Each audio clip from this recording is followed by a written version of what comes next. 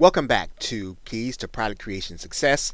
And in this video, what we want to do is we're going to be talking about the 10 rules of internet marketing. And we call them rules because you want to understand where the context for your product fits. In other words, where does your marketing fit in terms of everything you could be doing to be successful in letting people know what it is that you have and in having them come back to what it is that you have to offer. Now, in these 10 rules, you're going to find that some of these things are going to be familiar to you. Some of these things are going to be the things that you've heard discussed in terms of marketing funnels. They're going to be the things that you have heard in terms of marketing in general. However, you do want to understand the entire context for marketing. And these rules really apply to any product. So they apply to your information product. They apply to any software you're going to have created. They apply to, let's say you're doing things on Amazon. They apply to anything that you're looking to sell. If you are a multi-level marketer, they apply to what you're marketing in terms of what your company is offering. Whatever it is that you're doing, these 10 rules are going to apply to internet marketing and marketing in general. Now, the things what we're going to be talking about is a system. Right, is what is the system of marketing for small independent businesses, and these phrases actually are not original to this course. They're probably more original to Jay Abraham, who kind of coined these phrases, and then the person who really organized them and put them into a system that they were understandable was a gentleman named Richard Johnson, and he did a course and he's done a system called the Hidden Marketing Assets system, and that system is really Jay Abraham's overview on marketing, where he really captured everything that a small business could possibly be doing to get the word out about their product and whatever it is that they're offering. Michael Sinoff then took that program from Richard Johnson, the HMA program, and actually put it online and made it available to marketers, in particular to consultants who are working with small business. Now, these are the principles of all marketing systems that work on their own. So in other words, if you have the things that we're going to be talking about in this system, you have everything that you could possibly have working together in order to get the word out about your product. So you want to have these things, right? As many of these things as you can working in the system. So in other words, no one aspect of marketing is going to do everything it can do to give you profit on what it is that you're selling, right? And that's regardless of what it is that your product or service is. Now, the first aspect that we want to talk about, you may have heard before, it's called unique selling proposition. And it basically means, what is it that your product or your service, your brand does that someone cannot get elsewhere? So you should have, for every product, when you bring it to market, it should have something that people cannot get elsewhere. If it's going to sell quickly, right? If you want it to sell effectively, it should be something that someone wants. So your USP doesn't matter if it's something that's unique, but no one wants what is unique, right? So you need to have something that's unique to the marketplace. They can't get it anyplace else. And it should be something that people actually care about, something that people want. That's what unique selling proposition is. The second thing is that you should have in any marketing system that you're putting together, you should have upsells and cross-sells. So in other words, upsells and cross-sells allow your customer to enjoy what it is you're offering faster and better. So in other words, what can you do to get your customer into your product or service faster? What can they do to enjoy it more? Or what else do they need in order to make it actually work extremely well? So if you think about it, if you have, let's say you buy a vacuum cleaner, one of the things that you might want to buy is an attachment, right? That'll allow you to do certain aspects of the carpet. Maybe you want to get an attachment that will allow you to do your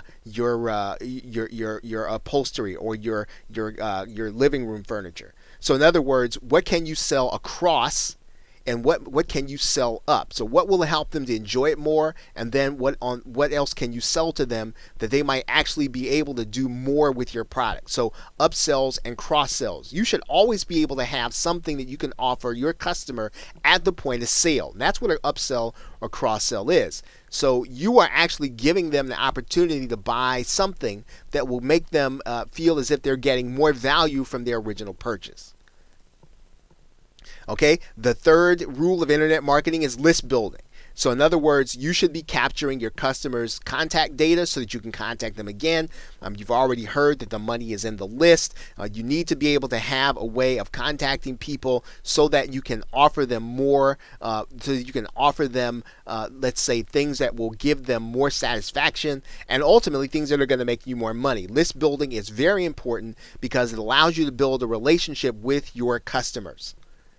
Marketing alliances. So in other words, what can you do with someone else who has a similar customer base but is not in competition with you? Now in internet marketing, this is one of the phenomenal things about creating digital products is you can have people actually creating with you but in competition with you, but willing to promote your product. Right? So there isn't a lot of competition in internet marketing, even in cases where you have products that are in similar areas. So if you are a PLR creator, right, you can actually promote other PLR creators, because even if someone has 2 or 3 products on, let's say, a LinkedIn subject, they could use all 3 of those products to create something that would be of value to them.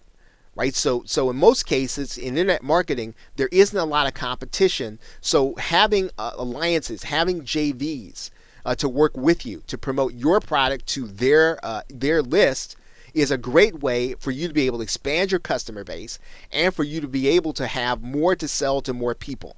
So alliances, and again, this you can do JVs and affiliate relationships in any business relationship, in any business niche. Right? This is not just the online niche that you can do this in.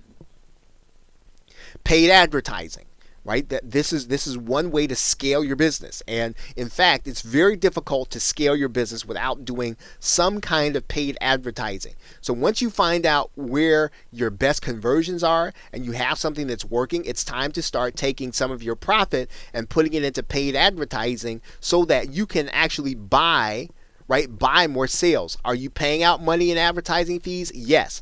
But if you're clearing your advertising costs and making profit, then you can do this again and again and again. So in other words, you are then only limited to what you can spend. And if you can spend right from your profit, you will then start to scale your business in a way that you could not do if you were just using free traffic and your own efforts. Right? So paid advertising is a way, and it's something that is necessary if you're going to get your business up to the point where it is maximizing its profit. Public relations. So in other words, what can you do so that the press is working for you? Right? And in some cases, you've probably seen where some people will have, as seen on NBC or as seen on CBS, and that's a small aspect of public relations, but to actually be on television, right? Even though the internet has consumed a lot of advertising dollars and attention, there's nothing like being on television. There's nothing like being interviewed on the news. There's nothing like being featured on in the public eye, in a newspaper, in a magazine. There's nothing like it, and it is something that if you can do it will benefit not only your business but your product and your service. Community marketing and education. So in other words, what you're doing in your local area and what you're doing to educate people. Some of what you need to be doing is educating people using webinars, right? And education basically means that you're giving people information. Now, again, most of what we do in marketing and information marketing is sales. So in other words, we're really working on the pain points of people. But when I talk about education, I mean giving people information that's really going to help them to make good decisions. So you could be looking to twist it into a sale, but you are basically, for the most part, giving people solid information to make good decisions. And of course, the end of that decision is going to be your product or service, right? Direct marketing and copywriting. So this is where you're using the elements of direct response in order to get people to respond to you now to what it is you're offering. So the most basic element of selling something, whether it's online, whether it is through direct mail, whether or not it's on television through an infomercial, you want to have elements of direct marketing, direct response, and copywriting. That means you've got a headline. That means you've got the story. You've got scarcity. All those elements of copywriting. You want to make sure that those things are in operation in terms of selling your product or service. Content and publishing. So when you are an author, right? When you can be an author, when you can say that you're a best-selling author, you are considered to be an expert on the subject. This will actually boost what it is that you're trying to sell. You increase the value of what it is that you're trying to sell. When someone else verifies that you are an author and that you have written on something, our culture still values authors, right? So one of the things that you can do in your niche or on the subject or in whatever it is you're selling is you can write a book or have someone write a book, right, from your company. Okay, and then comes all the internet stuff, SEO and social media and all the things that we do to get traffic. So these are all the things that we can be doing to market our product. All the internet stuff, all the things that we do. And as you can see, getting on social media and doing those things, that is a small part of what we can be doing to market our product. And these are all things that can be working together in a system of things that will make your product sell faster and will make your product sell to people that actually want it. Okay, so these are the 10 things that, again, you want to build a system around. We could probably talk about each and every one of these things in an entire course to really break it down. But in this particular case, we want to take these things and use them in a checklist for our product to consider. Are there ways that we can exercise these 10 things in order to maximize the marketing that we're doing on our product or our service? Okay, so with that, thanks, and I will see you in the next video.